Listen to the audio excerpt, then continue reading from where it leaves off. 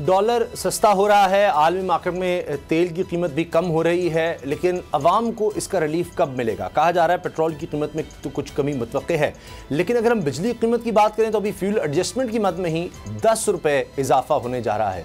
सिद्दीक जान, आपको क्या लगता है कब तक लोगों को रिलीफ मिल सकेगा? क्योंकि IMF की तरफ से इज़हार आमादगी आ गया जी, 1 अरब 17 करोड़ डॉलर आपको मिलने जा रहे हैं, लेकिन बोर्ड का इजलास 24 अगस्त को है और उससे पहले मिनी बजट हुकूमत खुद मान रही है कि अभी अरबों रुपए के टैक्स हमने और लगाने हैं, जिनमें फर्टिलाइजर का सोचा जा रहा है जी 40 अरब रुपए उधर से, शुगर, तंबाकू, टेक्सटाइल से। टेक्सटाइल हमारी एक्सपोर्ट है, उधर मसला आ जाएगा। फर्टिलाइजर अगर महंगा होगा तो किसान किधर जाएगा? देखें, एक बात तो यह है कि डॉलर आज भी जो आज का रेट है वो उससे 40 रुपये ज़्यादा है जो तहरीक अदम एतमाद आने से पहले था।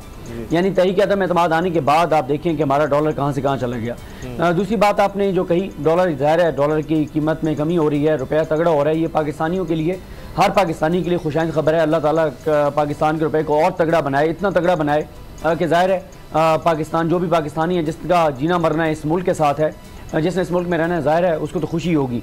और जहाँ तक आपने बात की रिलीफ की, बिल्कुल हम ये देख रहे हैं कि बदकिस्मती से आवाम को वो रिलीफ प्रॉपर नहीं दिया जा रहा। वो कि कुछ ना कुछ ये देंगे, इसलिए देंगे कि इस वक्त इमरान खान के खिलाफ जो बयानियाँ और पूरी जंग चल रही है उसमें ये कोशिश करेंगे साथ आवाम को रिलीफ देकर भी थोड़ा सा उस बयानी में तेज़ी लाएँ कि देखें हमने अब आपको रिलीफ भी देना शुरू कर दिया है। पहले हमने मुश्किल फैसले किए, लेकिन साथ ही आपने ये भी दुरुस्त कहा कि नए टैक्सेस लगाए जा रहे हैं।